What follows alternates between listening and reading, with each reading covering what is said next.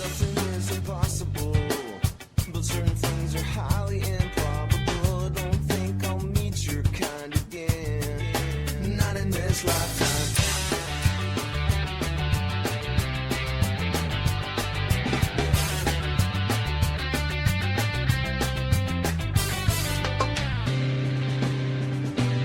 That's got some.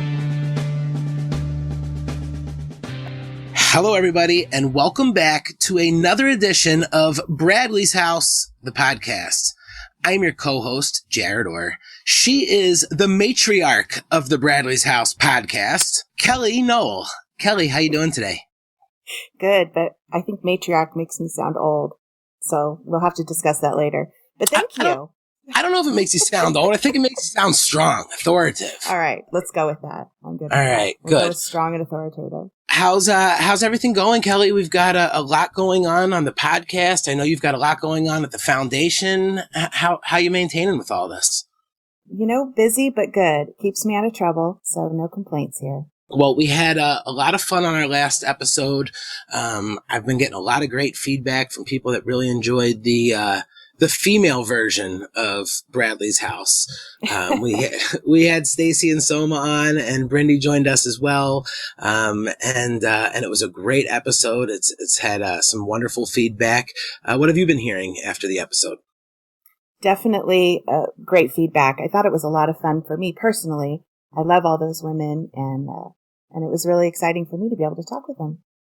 Well, Kellie, I don't know how you keep doing it, but you certainly continue to line up amazing guests for us and for the listeners. Now, I know when you speak about the House That Bradley Built album, every single track on there is your favorite. You certainly will not pick one, and I totally understand why so many people put so much time and effort into this. They all get to be able to stand on that platform. But I know outside of the album, today's guest is one of your personal favorites, and we've talked about it before. Who's joining us in Bradley's House today? This is very true. I was fortunate to be introduced to his music about 10 years ago from a very good friend. And interestingly enough, he said, "You've got to check these guys out. They do a really great Sublime cover." And why that was important to me is because, you know, sometimes Sublime covers sound a little impersonal or don't really, you know, have the emotion behind it that makes you really connect with it. And so when I listened to it, I knew instantly that these were people that loved Brad, that got it, that understood the vibe. And so for me personally, that really meant a lot. And then I started diving into their music and realized that not only did I absolutely love their music, I love the whole band, but he is really one of my favorite vocalists. And so I'm really excited to have him on today. We have Howi Spangler from Ballyhoo. Welcome, Howi. Hey, Howie. Hello. How you guys doing? Great to have you here. Thank you so much. Thanks for the introduction. That was awesome. Sure. And I should say right off the bat, as you were saying, Jarett, that we were fortunate enough to have you do a cover of STP on the House That Bradley Built. Thank you very much for doing that. I'm delighted to be a part of it. We got asked to do that, and I was like, yes, we're definitely doing this. There were a handful of bands and artists that I really wanted to have on the album, and of course, you guys were definitely one of them. So you killed STP. You really did. It was a great cover, and anytime I hear you do Sublime songs, you do it with such great emotion and passion, just like you do with your music. And so I sure appreciate that. I think that's really cool. Thank you. Yeah, I honestly, like, you know, your bro, I learned from the best, you know, like that was, you know, I was into punk rock. Thank you. Yeah. I honestly, like, you know, your bro, I learned from the best, you know, like that was, you know, I was into punk rock as a kid, and I started getting into, ska and reggae, you know, through like Goldfinger, and then I found, and Suicide Machines, and, you know, Real Big Fish and all that. And then I found Sublime. And it was like, what is this? You know? And the dude's voice was just incredible, you know, just, and I remember hearing Badfish for the first time, and just, I went straight to the garage, and I was like, I literally had a garage. We had a garage at the house, and I went out there and just cranked my amp and just started trying to learn it, you know? Do you remember about how old you were when you first discovered Sublime? Yeah, I was about, I want to say I was 15 or 16. A friend of mine actually was playing the self-titled record on his tape player in the car. That's how old you are. Yeah, dating myself.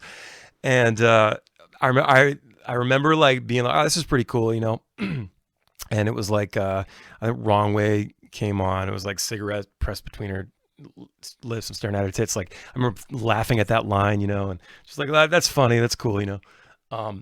And it was one of those things where it kind of like it came to me like sort of in droves. Like it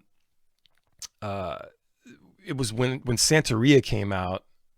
It was like, whoa, this is really good. Like, wow, what is this? I saw the video on MTV, and I think I heard Badfish on the Mom soundtrack or compilation, and like No Doubt was on there, a bunch of other bands, and yeah, I was like, whoa, like that's it, you know. And then I got 40 ounce and you know, Robin the Hood and just everything I could. I was going to like the record stores and trying to find like live bootlegs and stuff. Like, just fell in love. Were you already playing music on your own at that point? Yeah, it was. We'd been a band. Let's see, we started the band in July of '95.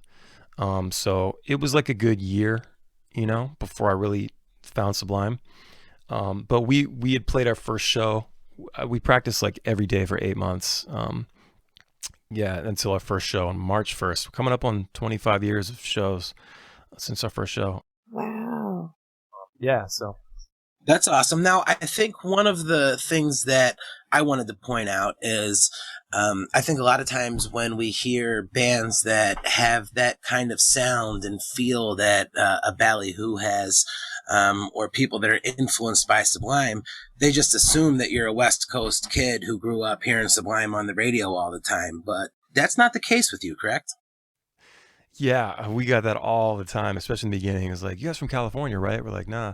And like anytime we were like on tour with a band that was from California, like the B Foundation or somebody like that, or like Dirty Heads one time, like the fans would come up to after the set, be like, oh, you guys from California? We'd have all these people around. I said, no, actually, we're from Maryland. Those guys, though, they're from California. And everybody would just leave and go talk to those guys. It happened all the time. It was the weirdest thing. But yeah, I just fell in love with that sound, you know, that's we'll call it Southern California, whatever kind of sound. I just fell in love with it, man, and just sort of just made it my kind of roadmap, you know. There's been a lot of that sound now coming out of the East Coast. Yeah, there's been quite an explosion. You know, we got Bumpin' Uglies out of Annapolis. You know, there's all the Florida bands cashed out. You know, it's been interesting to watch. It was funny because, you know, we would go on tour and we'd be, you know, like the only, you know, reggae rock band, like whatever you want to call it, kind of on the bill. Like it'd be like local openers and stuff. And the show would be really weird because it just didn't match stylistically. And I remember going through St. Louis one time. And it was just like the shows were like lame, and it was kind of like just to route through it. And then I think we came back. We were on our way to the Pepper tour, actually. Well, we went on tour with Pepper in 2011, and we were on our way out there. We routed ourselves out, and we were like, all right, let's just pick up a show in St. Louis. They blow, but let's just do it. Try to make some money. and we got there, and there were like 2 or 3 reggae rock bands opening for us. We're like, what the hell happened here? We're talking like less than a year, you know, that it just came out of nowhere, it seemed like. And I guess it was just picking up steam at that time. This is 2011. So, you know, like Pepper and Stupid were kind of doing the thing in like the late 2000s, 06, 07, 08. And then came Revolution started doing some stuff, and Iration started getting out there. And I guess everybody started picking up on it across the country. And it was just wild to see all of a sudden and the place was packed. Like it was wild. That's awesome. I was fortunate enough to be on the morning show of Ocean 98.1, which is a Maryland station. And they were talking obviously about the house that Bradley built. And they knew all of the bands on there. I thought that was so cool. Just being on the East Coast, that they were obviously several bands were from the East Coast, but also the fact that they just knew that whole scene. I thought that was really cool to see that it spread across the country. Yeah, I'm actually like even still today, like kind of taken aback, like when I'll go into a restaurant or something in this area where I live, and like they're bumping Stick Figure or Revolution or something. You just know that they're like in the know. They listen to all those bands. It's like I feel like if you listen to one of them, you kind of listen to all of them because they all come up on the same radio stations and such. And like Pandora and Spotify Radio, like they lump everybody together, so like in playlists and everything. So it's just crazy to see friends that I went to high school with that are listening to those bands, and Ocean 98 has been a very supportive station out of Ocean City, and they just seem to pick up on everybody. It's really rad. That's awesome. Now, one of the things that I loved when I first started listening to your music, and it's no secret, I've told you this, was the song Close to Me. And I'm not going to lie, I think it took about 3 years before I could listen to that song without crying. It's just a beautiful song, and I understand that you wrote it about losing your mom. Yeah. First, thank you. I'm glad it's connecting like that. Yeah, I wrote it in 06. My mom died when I was a kid. And so this was like 10 years after she died. And I was sitting in our van outside of a venue in, I think it was Naples, Florida. It was like the end of the tour, and we'd been out for like 6 weeks. It was our first tour. I was exhausted, tired, a lot of things going on in my personal life. It was just kind of weird, and just feeling really down and depressed, and like I hadn't shaved in like 4 days. And if you haven't seen me, like if you ever see me, like if I haven't shaved in like 3 or 4 days, I look terrible. Like it's not a full beard. It's awful. It's just a mess. And yeah, I wrote this thing just kind of sitting there in the van in about 20 minutes, and there it was. It just kind of came out. Wow, that's incredible. I do think that the realness of the song, and so many of your other songs too, are what make them so relatable. I feel the same about Sublime's music too, that there are a lot of songs that Brad wrote that are very personal and very real, and I think that that's why the music has endured, because people can connect with it and relate to it. And yeah, so that was definitely something that was big for me, just knowing that the sentiments that you expressed in that song were things that I was feeling very deeply about my brother. And so that was one of the big reasons why I initially connected with the music. And then, of course, started diving in deeper to all the other stuff and raised my kids on it and all that. So we're a whole household of Ballyhoo fans over here. It is cool when you bring the fam out to the shows when we get out there.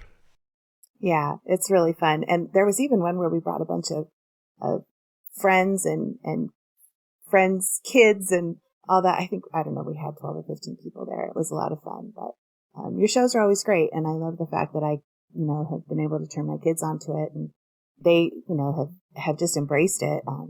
My oldest son has the big Ballyhoo flag hanging up in his bedroom. And so, yeah, we're fans. I'm fangirling now. That's so cool. Oh, I love it. It means a lot to me, I think I probably told you many times back, 9-10 years ago when we first like met or whatever, like just how much it meant to me. Like you reached out on Facebook. Actually I got a message, and it was like this long message. I couldn't believe it, what I was reading. I was like, wow, I had to read it twice, and just kind of knowing that like like the guy that influenced me, in a big way, really it kind of like he really shaped the sound and the direction of the band. Because I was playing like, we were doing like pop punk, like I wanted to be Billy Joe Armstrong, it was Green Day. And once I heard Sublime, I was like, whoa, it was like, I need to shift gears here. And I started adding that stuff in and really I remember like trying to just playing those records, those Sublime records, like over and over again in the car, cranked, and just trying to match and hit every single note that I could. Basically taking voice lessons every day in the car, and So it was cool to get that message from you, to see how the music was connecting in that way. And yeah, it was very special. So Kind of brings it all full circle, I think. yeah, it's really neat. And uh,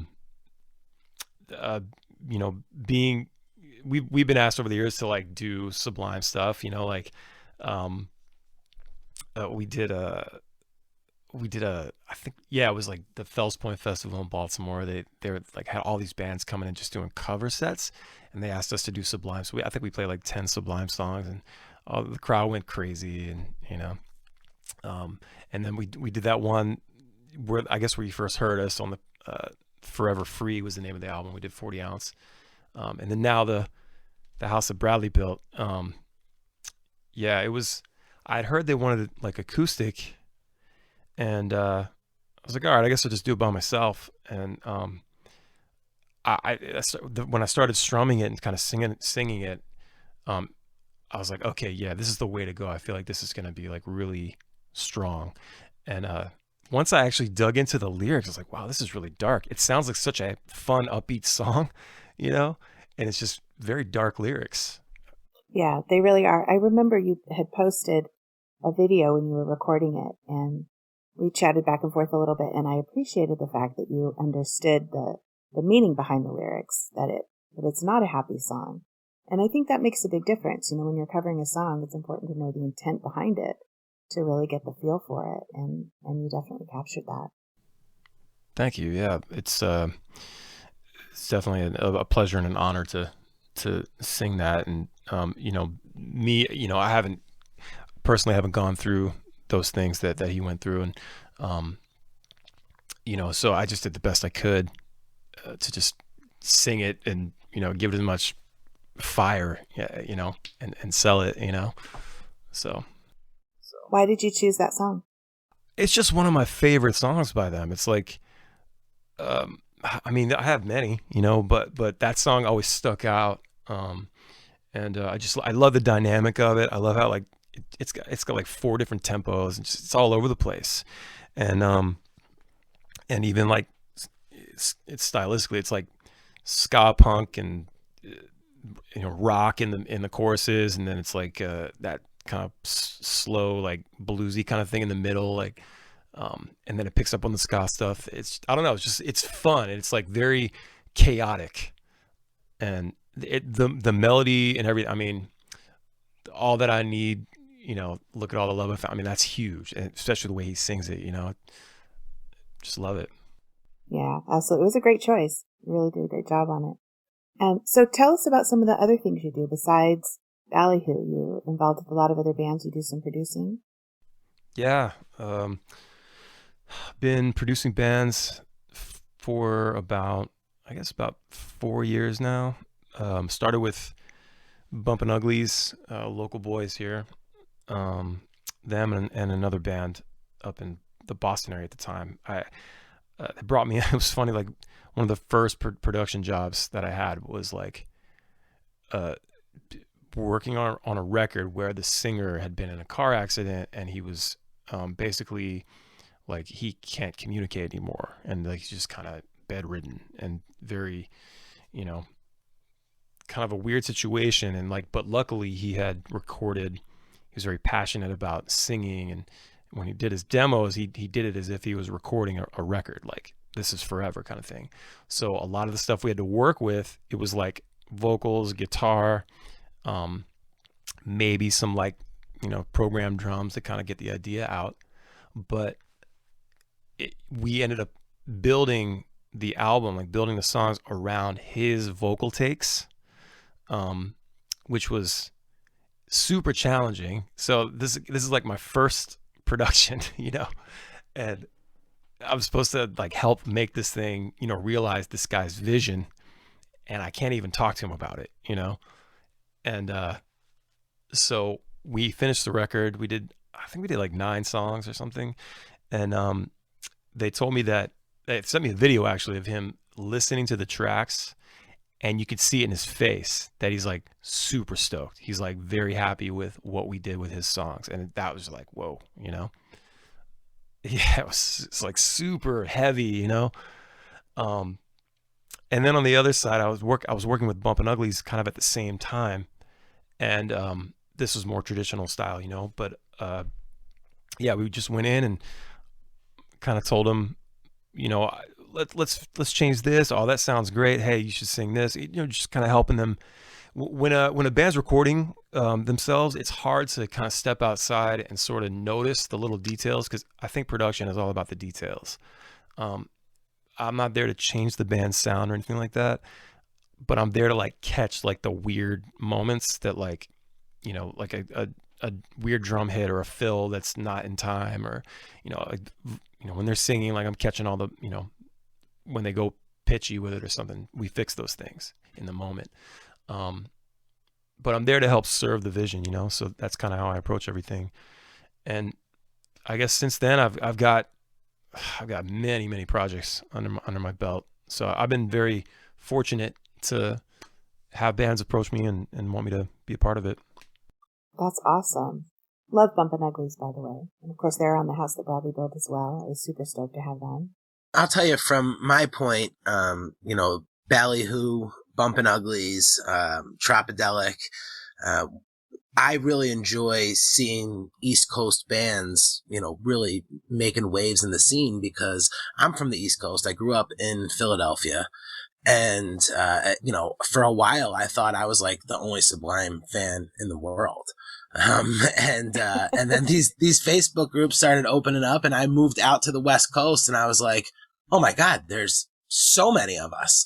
But it wasn't easy to have that kind of access growing up in Philadelphia. I got a lot of Boyz II Men and a lot of Will Smith. But you know, it wasn't as mainstream there, I guess.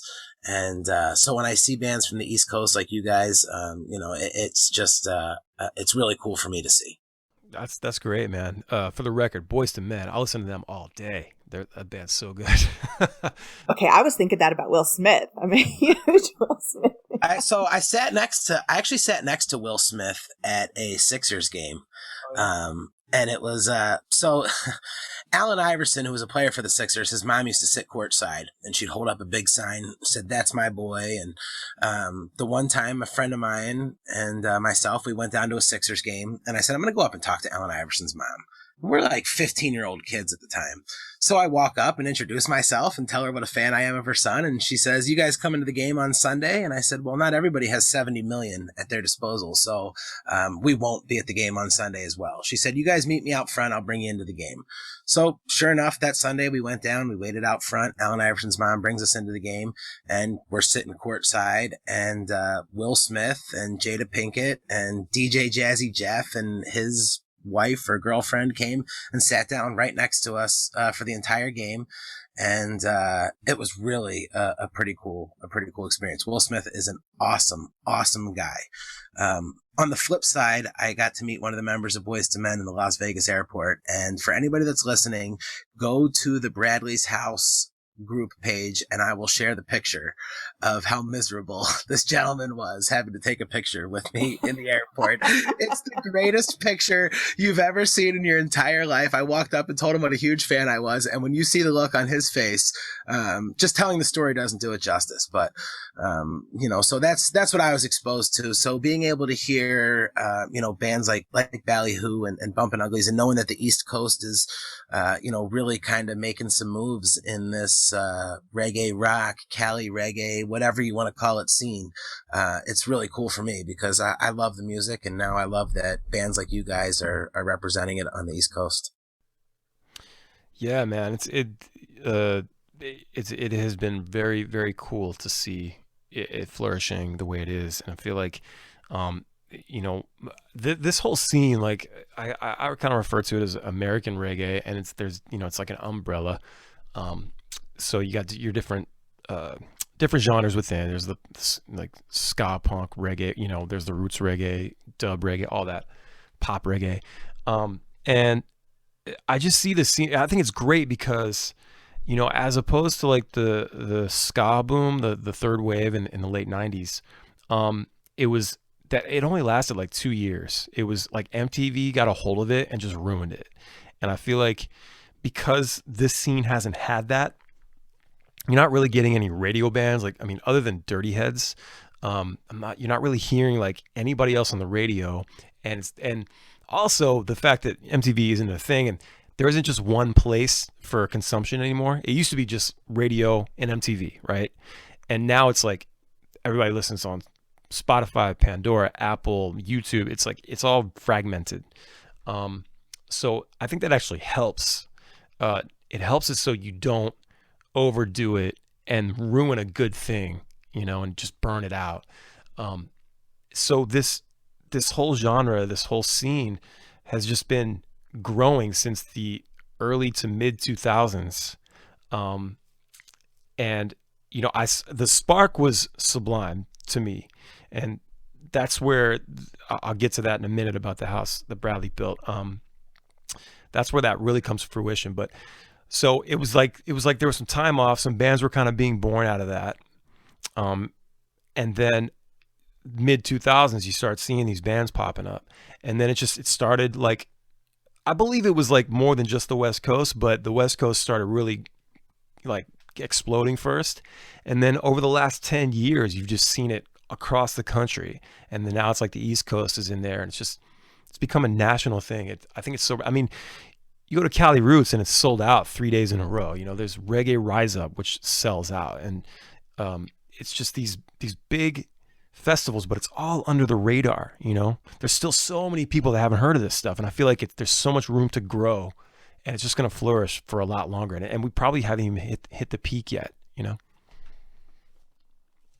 I agree. I think it's awesome. And I love seeing it spread across the country and get a different flavor from each region.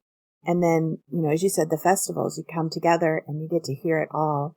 And, you get the different styles and the different influences. And I love the variety. I think that's really cool. And I love the fact that it's been very organic and very grassroots and is just building. So it's a really great community. It's really cool to be a part of. 100%. I remember thinking years ago, like, I felt like some of these bands were like afraid to even mention Sublime for some reason. I've always kind of worn it proudly. But I felt like it was like almost like a weird thing to say, oh yeah, we sound like Sublime for some reason. And there weren't a lot of bands talking about it. Like, I didn't hear any bands talking about their influences, and Sublime. And when I knew they were, I was like, you clearly, like, we all kind of come from this, we were born out of this. And now that and that's just my perception, but now that the house that Bradley built is out, you see all these bands on there and they're all playing these songs, and it's like, yeah, okay, there's the respect right there. I felt like it was long overdue as far as like being publicly made. Like, we all love Sublime. We're like the children of this, and everybody's got their own flavor, and I don't know. I just love that this album is out. Yeah, I think Paul Milbury did a really great job of finding artists that felt the music, that really were influenced by Sublime and wanted to give back and wanted to show their appreciation and their love. And I think that's what makes the album so great, is that really comes through in every track. Yeah, definitely. Common Kings has a great version of Garden Grove on there. They did something cool with that, and cashed out with the Slow Ride. Just, it's great. Uglies has Same in the End.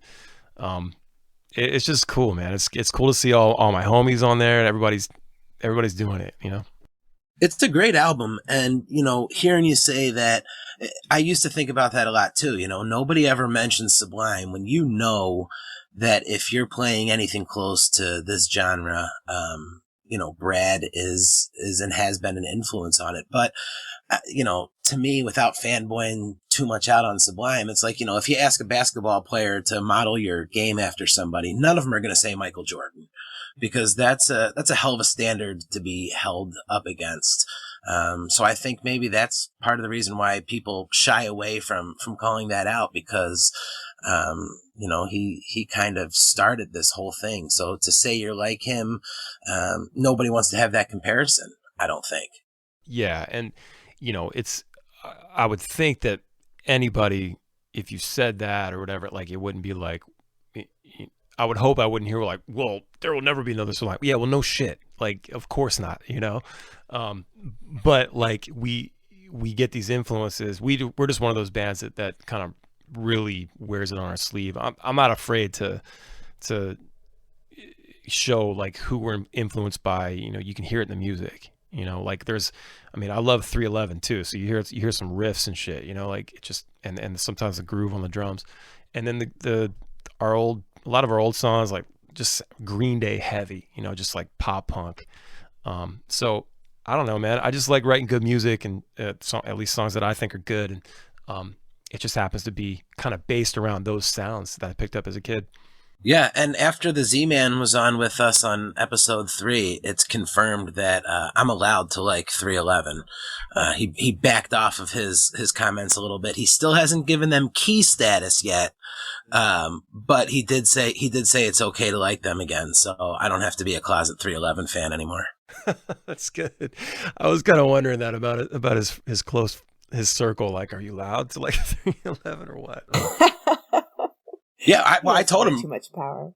Yeah, for years, you know, people would be like, "Oh, dude, you hear that new 311 track?" And I'm like, "Fuck 311." And they're like, "Why?" And I'm like, "I don't even know, but that's what they said on the Sublime tape that I have, VHS. So I can't. I don't like them." And then I heard a bunch of their songs, and I'm like, "Man, I do like this band. I can't let any of my Sublime friends know." But then I got Z-Man. I got him in the corner, and he said, you know, he backs off those comments a little bit.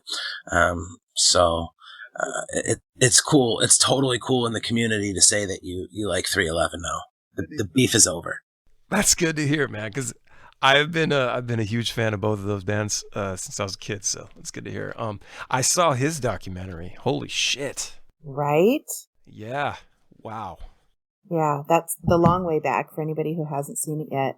I know it's on Amazon. I'm not sure if it's still on Hulu and other streaming services, but yeah, that is a phenomenal documentary. He did an amazing job. It was amazing. It got my son sent to his room. He said, "Dad, are you crying?" And I said, "No, go to your room." Yeah, it was heavy, man. It was I liked it. It was cool that they actually talked about Brad for a bit. It was good 10 or 15 minutes of sort of a recap of that. I mean, it was kind of, I guess, unavoidable because they were hanging out and stuff. But yeah, it was nice to see that and kind of go deeper because I thought I liked the behind the music. I just thought it was a little too heavy. Maybe I think they should have focused a little more on the music, maybe. But it was interesting to see a more because this was like his friend. It wasn't like some TV network. This was like his friend showing this footage and talking about him and stuff and talking about his own troubles and I don't know. I just felt like it was like way better, you know? Yeah, it was very personal, very personal. And in fact, that is a bit of what led to Bradley's House. So he did that documentary and then shortly after that we were talking and that he was the one who came up with the idea for Bradley's House. So that was a big part of it. Really cool. I have a question for you. So you have, of course, a beautiful family. Is it difficult now? I mean, you know, being older and raising kids and still trying to make your music. How do you juggle all that?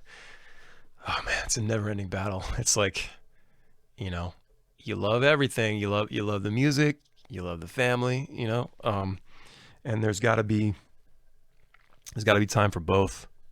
And you know, I've structured my life for years now. Like you know, to be able to work, like my work is the music, which is by design. It took a long time to get there because I didn't even quit my job till about 7 years ago. Yeah, I was waiting tables and bartending.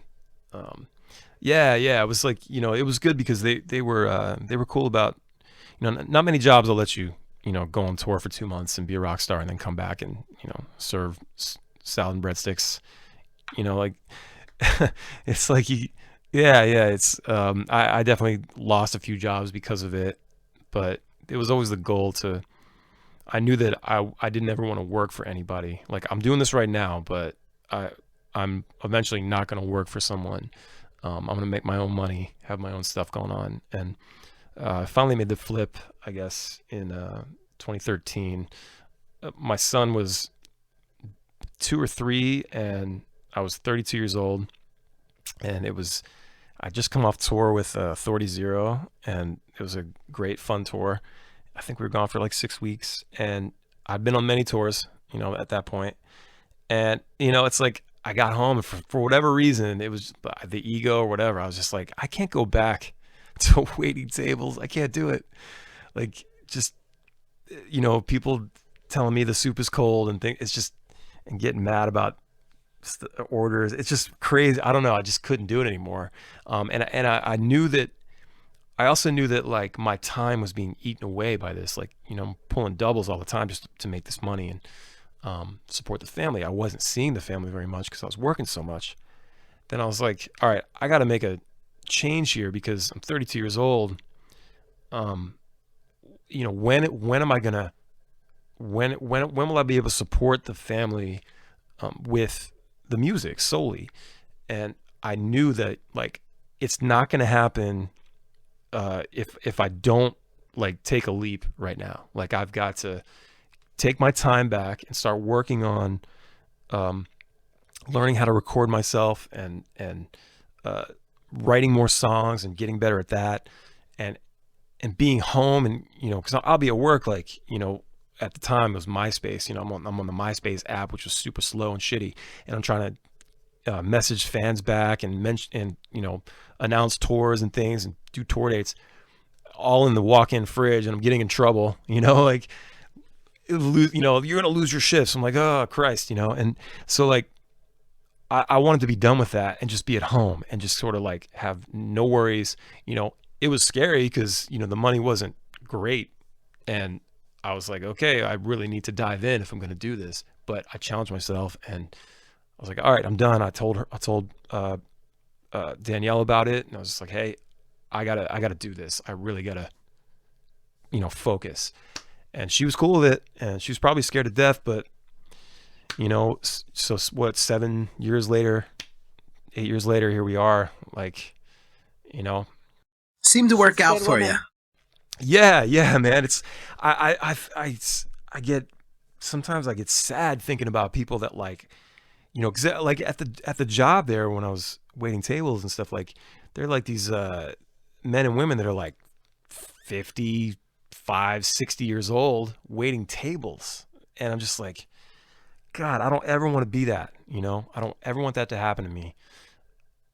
I just feel like a lot of people aren't encouraged enough when they're kids or something, or in my case, like I was like encouraged growing up, but then when it got time to graduate high school, everybody started saying things like, hey, when are you going to go to college? When are you going to get a job? You should join the army. Like, no, like I think that's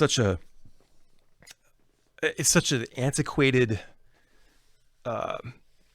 approach. I feel like, especially now, like I push my kids to like, hey, you can do whatever you want. So no, really, you can do whatever you want. Like you can, but just focus and drive towards it. I mean, I would get told, you can't be on MTV. Like it's impossible. I'm like, well, they're doing it. I'm pointing at the TV, 'cause MTV was on all the time in my house. I don't ever want to be like that. Like with my kids, like I want them to, I'm pushing them, and they can do whatever they want, but they just have to work hard for it. And I think that's what was missed, and it was like, it's all based in fear. It's like, your parents, your grandparents, they want what's best for you. They're not doing it to be mean, saying you can't do that. They want to make sure you're not going to be living on the streets, or, you'll have a secure job, things like that. It's all based on fear. And I don't like that. Yeah, I think it's definitely important to communicate to our kids to follow their dreams and pursue their passion. And at the end of the day, I think that's what's most important. And so, I mean, honestly, I've met a lot of people waiting tables who do that so that they can pursue their passion. And, whatever it takes, I think it's just, the bottom line is just, going after it and knowing that you can do what you dream about. And that's key, I think, to really having a happy life and knowing that you're doing the best you can. So that's really cool that you took that leap. One of the things that I hear sometimes from people about Bradley's house is, why are you helping musicians? They've got plenty of money. But, the goal for Bradley's House is not to help the Britney Spears of the world. It's to help the people that are like you were 7 years ago, busting their ass, waiting tables, playing gigs, doing whatever it takes, and barely able to make ends meet, but still wanting to pursue that dream. And, that's where Brad was for most of his musical career. And those are the people that I'm really excited to be able to help, the ones that feel trapped and not able to get the help they need because they're working so hard and trying to make everything happen. And music is a tough business. My hat's off to you big time for not only making it in that business, but also being able to provide for your family. I know that's tough, but you're doing a great job. Thanks. There's it wasn't without its crushing disappointments, but it's good for the most part. And you're still doing it. I'm still doing it. Yeah, still doing it, man. Just I'm never gonna stop. Like saving for retirement. Like, what are you talking about? Like, I don't want to retire. Like, this is what I do. Like, you know what I mean? Like, I'm living right now. And I just saw you post that Ballyhoo's finishing up some new music. You just finished a song. I think you said that's been in the making for 6 years? Oh God, yeah, about 4 years, I think, 3 or 4 years. Like, I was just like, I get blocked a lot, man, and like, it's like lyrically, I get hung up on myself, and here I am, like, being producer to all these other artists, and I'm telling them like, listen, man, just just, I heard a saying, like, say it straight and then say it great. Like, don't worry about, like, don't get caught up in your head. Just tell your story, and then later, like, come back to it and make it rhyme and kind of format it as a song, And like, I can't even take my own advice. I get caught up in my own head. Like, I want every line to be like tattooable. I want every line to be like epic as fuck. And like, it just, yes, I want, it's been really cool. Like, fans will send us pics over the years of them getting like some lyrics from one of our songs tattooed on them or something. And that's rad. And so like, I think about that. I'm like, okay, well, I want all these lines to be able to be that. And it's with that, I like screw myself and I just like, I'll throw everything away, and it's like, I just need to like let go and just say it straight, just, and people will dig it, I think, so I'm working on that. But yeah, I'm happy as shit to get this done. Every line being tattooable is a lot of pressure. Yeah, totally. That's what's in my head every day, Kelly. That's crazy. Yeah. They can't all be 10s, man. If you don't put out some 6 or 7s, how can we really appreciate the 10s? It's so true, dude. I like, and like, I've never been, I've never been like, I've never been like so concerned, like with like quantity. Like, I always want to I do go for quality over quantity, and that's what gets me. Like, I don't ever want, I always hated getting, buying the CD and it was just like 2 great songs and all filler. We all had that experience, you pay $18 and you get 2 great songs. And for me, it's like, I want every song to just like slam and just be just like single material, it's just, I don't know. It's my curse. Probably every musician's curse. There's nothing wrong with that. Now, I see that in 2020 / the start of 2021 here, you're kind of chomping at the bit to get back out there. But I saw that you just recently didn't get out to Florida for a show because you're really taking this COVID thing serious and making sure that you're protecting yourself and your band and everyone else. How has this been affecting you? Oh, it's been such a weird year. Yeah, so the Florida thing, when we were talking about booking the run, the numbers were kind of headed in the right direction, like not gone obviously, but in a, everything was looking pretty good. And then when we announced, like a month and a half later, everything had changed like the week before that. And so like all of a sudden everything's spiking. It's like, it was like after Thanksgiving, I guess. So the holidays were kind of wrecking everything. And I just like the day that I didn't know it was getting announced. And I see a poster. I'm like scrolling through Instagram and there it is, like Ballyhoo, like playing in Florida. I'm like, oh my God. And like, we've been trying to push like, hey, wear the mask, like comply, like let's just get this done. Everybody wants to get back to work. Let's do the best we can. Let's work together. And I just didn't see it as a good look. I was just like, this it doesn't look good for us to go down there and do this. And I think like all the Florida fans were pumped, everybody down there is excited and happy.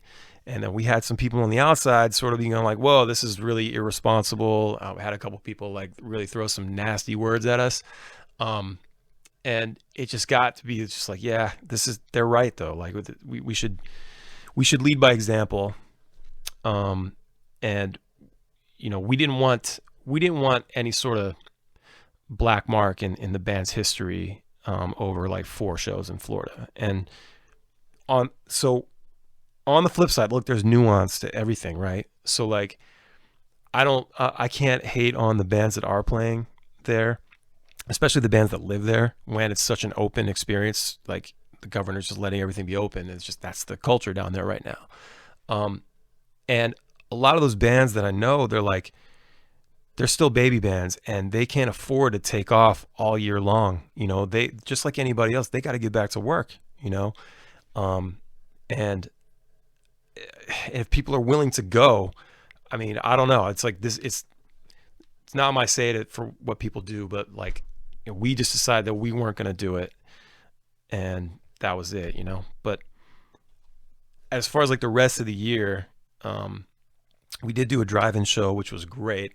And at that point it had been, so our last show was March 1st, which is actually our first show ever in 1996. So 24 years later, we played our last show. But so yeah, March 1st was our last show. We're coming up on a full year of not doing shows, but we did get the drive-in at the end of September, which was like as close to a real show as you can get, I guess. And you've been doing some amazing live streams. Yeah, and that's great too. Those feel like just a rehearsal, but it's just going out to the audience, Those are super weird to do, but we're happy to do it. But like you're just like in a room and it's just like 7 people, like crew, just like filming and running sound, and that's it, and we'll like halfway through the set, we'll like get hey guys, can you guys clap or something? It's so weird. But when you remove that, because like you have to go like extra hard, we're used to working with crowd energy too. And we've definitely played to crowds that really didn't give a shit, but like, it's really different when it's just like us in a big sound stage.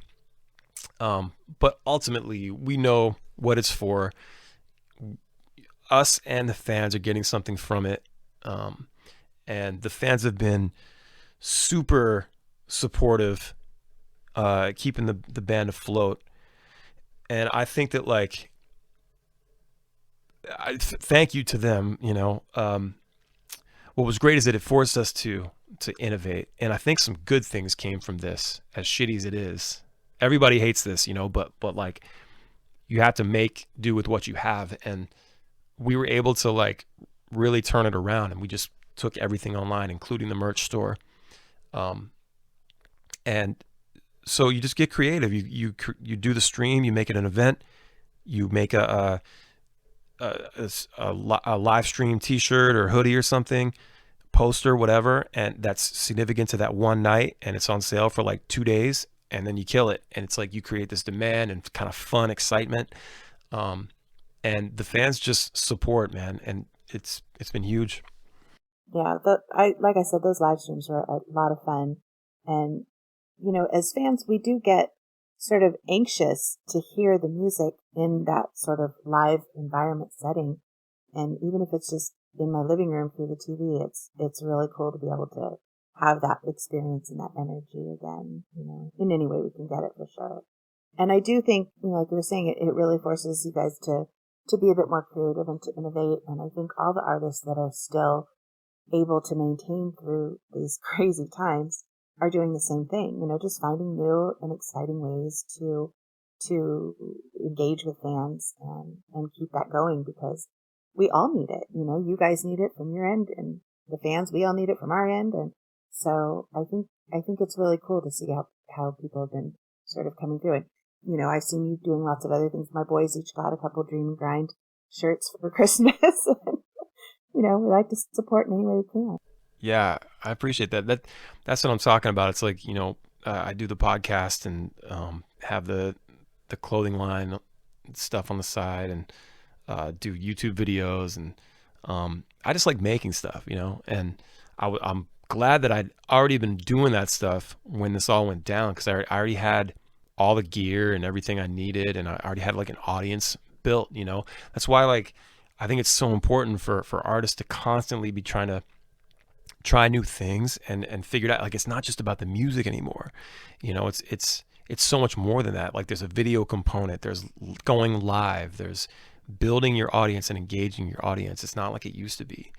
And you know, I had like artists like texting me and calling me like, yo, what do I need? Like, how can I get what you have? Like, what's the setup? Like, tell me, you know. And I'm giving like my friends advice, like how to start a YouTube channel, and how to what kind of gear to get to do a podcast or do a live stream, you know. It's just been it's been wild, and I definitely applaud like every artist out there that's actually doing something, you know, this whole time. Some of these big major artists aren't doing anything, you know, but these little guys, they're going live to 10, 20 people and loving every second of it, you know. Yeah, well, hopefully it's been a growing experience for everybody and allowed them to expand their horizons and realize that there's a lot more that they can be doing to connect with their fan base instead of just, you know, playing shows and stuff. So hopefully a lot of this will carry over after all of this madness is finished with. But I'm excited to see what the future brings. I always think anytime there's difficult times, it forces us to grow and innovate and find new and exciting ways to do things. So maybe something will come out of it that turns out to be a really awesome thing that continues. You never know. Yeah, I think there's a lot of great things that are already starting to come together. I think a lot of people aren't going to go work in an office building anymore, you know? Yeah. Yeah, lots of changes. Now, Howie, I'm going to put you on the spot here a little bit, and I do this with all of our guests. Obviously, you had mentioned that Sublime was a huge influence to you. Now, say you ran into somebody who's never heard the band Sublime before, and they were going to give you one song, one opportunity to win them over. What Sublime song are you playing for them? Shit. Oh, man. You know, Christ. This is tough, man. This is tough. I know. I'm sorry to do it to you, but here's the good thing is that there's no wrong answer. Oh, that's good. That's good to know. You know, but I'd probably say,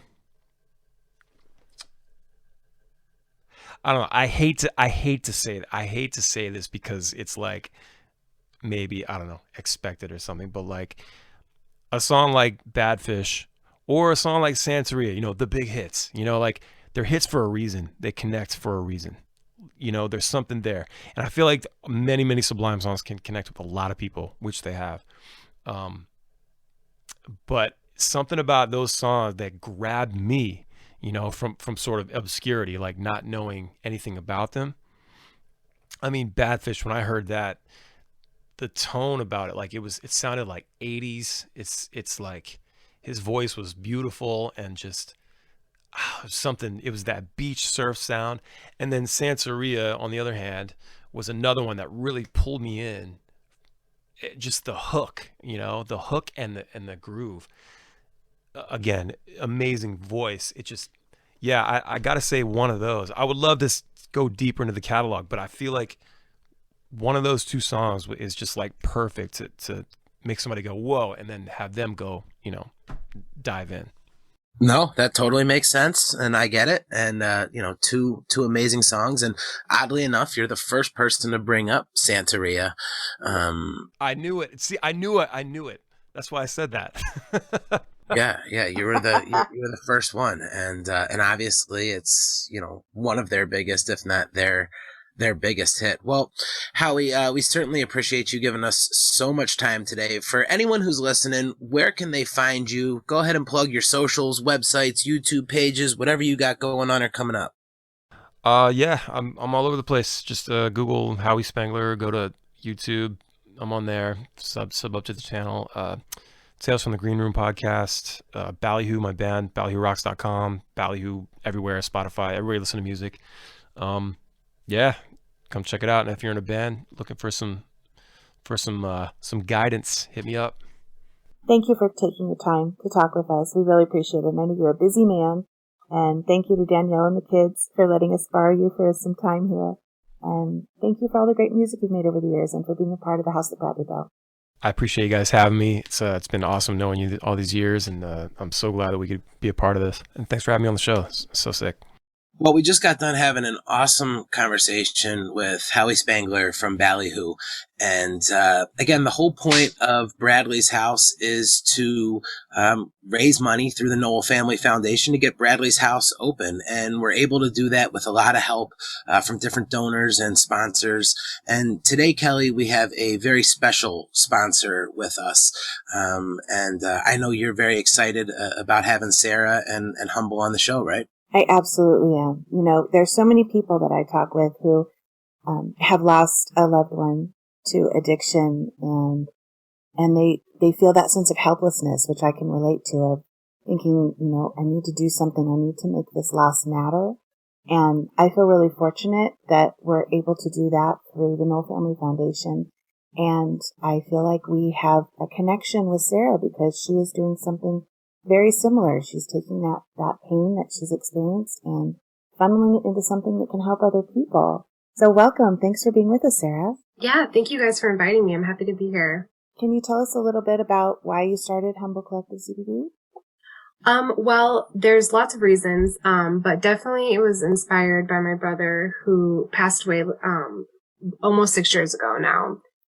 He was 24 and he struggled a lot with addiction since he was in high school. And cannabis was one of the only things, the shining lights that really helped him. But, 6 years ago in Michigan, it was very, impossible to get, it's on the, hard, no dispensaries or medical programs at that point. So yeah, that we've been in cannabis forever. And, me and my husband have worked in cannabis for 15 years now. So that's really been, putting this all together to make a difference has been a big thing, been focusing on. That's fantastic. I love that you're able to use that in a really positive way. We've talked about before on the podcast that for some people, sobriety is absolutely nothing, and that's what works for them, and that's great. And for other people, sobriety for them means finding alternatives to things that are much more harmful. And, if that means using cannabis instead of heroin, I'm all for it, 100%. Mm-hmm. And obviously, there are so many other benefits to cannabis besides, using it in addiction situations. Can you share with us some of those things that you've seen and things that it's helped other people? Yeah, well, so we have a recreational cannabis farm here in Michigan as well, but my business specifically is, legal CBD that we ship everywhere across the country. And I started this, over 3 years ago now, and we have had tens of thousands of testimonials at this point for everything from chronic pain. One of my favorite testimonials is one of my customers who is 80 years old and he is just absolutely bedridden. And he says after a few weeks of taking the CBD oil, he's up mowing his neighbor's lawns and like having a life that he never thought he'd have. Just stories like that a lot, often, all the time.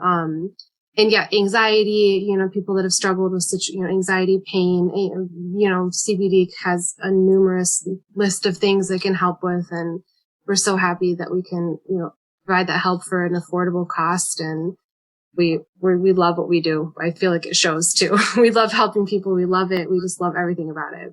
I was absolutely blown away in doing the research, and I joined your group on Facebook, and wow, it's just amazing all of the people that you have on there, and every single day there are dozens, if not more, of people that are saying they got their package and how great it is, and ranting and raving about the products. And you know, when we were able to look at that, you know, and topped with you telling me, you know, that your brother, he liked to play music, he was a Sublime fan, and it was just like, when Kelly and I were looking at it, it was like, this is a no-brainer. This is the company that we want to have featured on the show and to offer to our listeners. Yeah, I know, that's perfect. That's great. I'm so glad that we connected, for sure. Yeah, I'm happy to be here. And yeah, our community, just like the group you guys invited me to as well. I love our community. I feel like that's like the driving force of our business as well. Like, we love the direct feedback from our customers. We love talking with them every day. You know, when I get orders, we ship orders every day. Like, I know every person, you know, I'm like, oh yeah, here's so-and-so again. Here's them, you know. I feel like I know my customers have a personal relationship, which is amazing as well. I love being so involved. And you're on there every day. Now, I think one of the things that really stuck out to me, and you kind of touched on it a little bit in the beginning, is as we were speaking back and forth, you had mentioned that if the CBD was readily and easily available, you think it's possible that things might have been different for your brother's situation. And go ahead and tell us his name. I'm sorry. I don't even. Oh, his name is Sam. And actually I just had a baby, this summer, and his name is Owen Samuel as the middle name for my, brother. That's awesome. That's beautiful. I did the same with my firstborn, Trevor Bradley. How, that's so special. Oh, wow. My brother, you know, like I was saying before, he struggled with, addiction. And like, I know a lot of people, it starts out with prescription pain pills, and then it just spiraled from there. And he's struggled with it for 6, 7, 8 years since high school. And he had, periods of being clean and going to rehab, and it was amazing. And then he had some very, very dark times, which I'm sure we all can relate with. But yeah, I really, it's kind of story that sort of tied this all together. I really feel like he could have been the couple of days before he relapsed, he was seeking cannabis. He had injured his back and he was in a lot of pain. And so 6 years ago, CBD wasn't really even a thing then. I mean, it was, but it was very small scale. Back in Michigan 6 years ago, there wasn't dispensaries, everywhere now, like there are now. So he was texting friends, asking if they could, get him a bag of weed to help his pain. And unfortunately, he texted the wrong person, just a dark soul who said, I don't have any weed, but I have a Norco. And that opened up the door, to a couple of days later, it was just, yeah. So I really, just going back through, we were trying to kind of piece the pieces together after he passed away, and going through his cell phone and kind of getting that timeline and seeing that and just feeling like, oh my gosh. And yeah, that, I really feel like if he could have had access to cannabis and CBD, I think if he was here now, he'd be working alongside us right now and helping so many people as well. I'm so sorry, Sarah. I'm really sorry for your loss. Yeah, no, thank you. I have a question. I hear a lot from people that there's so many choices out there now. You mentioned that, 6, 7 years ago, it was a lot harder to find, but now it seems like there's really been, a flood of the market. And so how, from your perspective, how can somebody really make sure that what they're getting is quality product? And what types of things do you do to ensure that your product is high quality? Well, I think one of the most unique things we have is that we have a very direct relationship with all of our ingredient suppliers, especially the supplier that supplies our CBD oil. We get it from a small farm. He's in my group. We talk every day. Like, it's a small boutique farmer, small batch, like grown with love organically.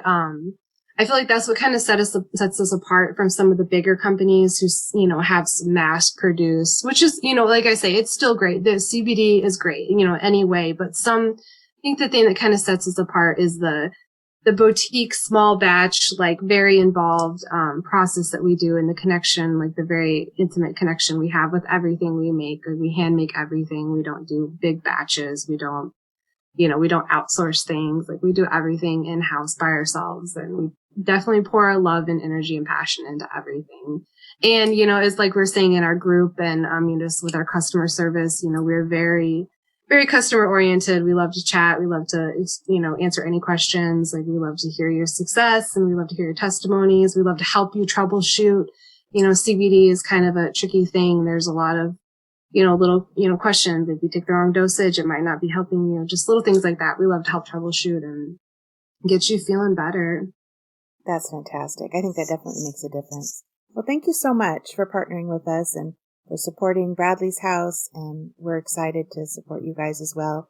And yeah. hopefully I'm sorry. I didn't mean to interrupt. I just wanted to say that we have a discount code too. We wanted to throw out there as well. Oh, that's awesome. Yeah. The discount code, we decided to make it Sublime, make it easy. And it's on humblecollectivecbd.com. It's for 25% off.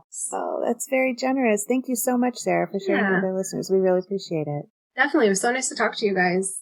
Oh, thank you so much for doing this. Now, just to remind everybody, Sarah, one more time, let everybody know about the Facebook group, the Facebook page, your website, and where they can find you, and give them that code one more time.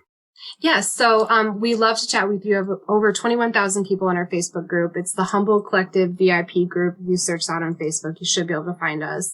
And our Facebook page is Humble Collective. There's also a link to our group there. And our website is humblecollectivecbd.com. And the discount code is Sublime for 25% off all our Humble Collective products. Thank you, Sarah. That's absolutely amazing. Thank you, Sarah. And we look forward to our listeners getting hooked up with you. Thank you so much. Yeah, thank you so much. Talk to you guys soon. Bye. Bye-bye. Bye. Well, Kelly, another amazing episode. Really awesome. A special thank you to Howie for coming on and speaking with us. And I know that one was a lot of fun for you. I know you and your family are huge Ballyhoo fans, like you mentioned. And it was great to have him not just be a part of the album, but to come on and chat with us for a little bit. Absolutely. That was a lot of fun for me. It was my chance to fangirl out. Hey, you didn't do that bad. You did pretty well. I think it was okay. I was really trying to keep it under control there. No, you did just fine. A special thank you to Sarah and all the folks over at Humble Collective CBD, special sponsors and friends of the show, and really showing support to help get Bradley's house built. And Absolutely. Unfortunate story that she shared. It's heartbreaking, and you know it all too well. But just like yourself, she's taking that and spinning it into a good thing. And for anybody out there, if you are using a CBD product now, or if you've even thought about using a CBD product, reach out to Humble. Like she said, they're there to troubleshoot, and she'll be happy to answer any questions and lead you in the right direction. And then how cool was it that she's hooking all the listeners up with 25% off by using code Sublime? That is amazing. So generous. Absolutely love her. She's got a great story, a great product, and I love what they're doing over there at Humble Collective CBD. Yeah, and it's those kind of sponsors and people that are reaching out that's going to help get this house built. And we're not just acknowledging Humble Collective today, right, Kelly? Absolutely. I did want to give a big shout out to Collar Brand Music. They so generously donated some ukuleles to us this past summer. They went ahead and had Bradley's house etched onto these ukuleles, and they donated them to us. So we're going to keep some for Bradley's house for the music room. And then sometime in the future, we're going to auction them off. So I'm really excited, and I just wanted to thank them.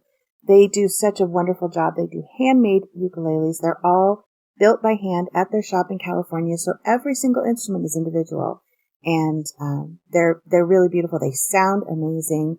I have a lot of friends that play collar ukuleles, so definitely check them out. And right now, you can get free shipping on orders of $99 or more. So take advantage of that at collarbrand.com. Yeah, and again, huge thank you to everybody that is helping out.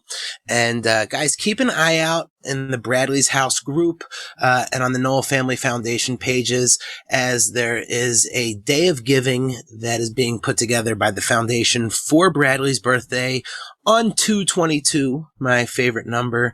Lots of information, and I know you guys have been working hard on that, and we're all going to get together and make a big push on that day of giving. Something that I know you guys are working endlessly on, Kelly. Absolutely. I'm excited about that. And we also have something special coming up a couple days before Brad's birthday in celebration of that. And there'll be more information coming soon. Oh my God, it's so exciting. Guys, we want to thank you again for joining us. Remember to check out today's featured friends, calabrand.com and Humble Collective CBD. We really enjoy you guys reaching out to us. So if there's anything that we can do, you can find the Bradley's House group page. Kelly and I are both in there. I am on Facebook at Jarett Orr. Kelly's out there, Kelly Noel. We really appreciate everything that you guys are doing. You don't have to go home, but unfortunately, it is time to leave Bradley's house. So to finish off the podcast this time, we're going to close out with my absolute favorite Ballyhoo song. We mentioned it during the podcast. It's Close to Me. Howie wrote it about losing his mom. It speaks so much to me about losing my brother, and I know you'll all love it. So here's Close to Me.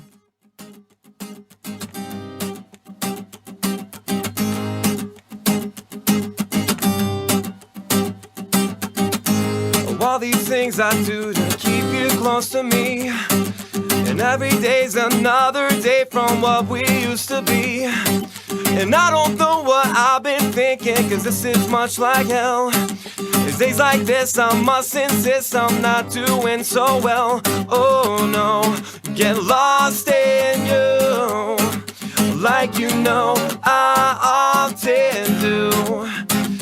And I wonder if you're proud of me, if you can hear me shout at me. I need to kill this doubt at me for good. So help me now to let you go.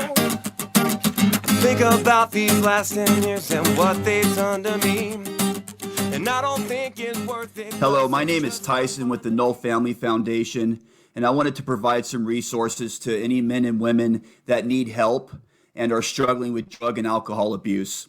The first one I want to give is the SAMHSA.gov website, and that is the Substance Abuse and Mental Health Services Administration website.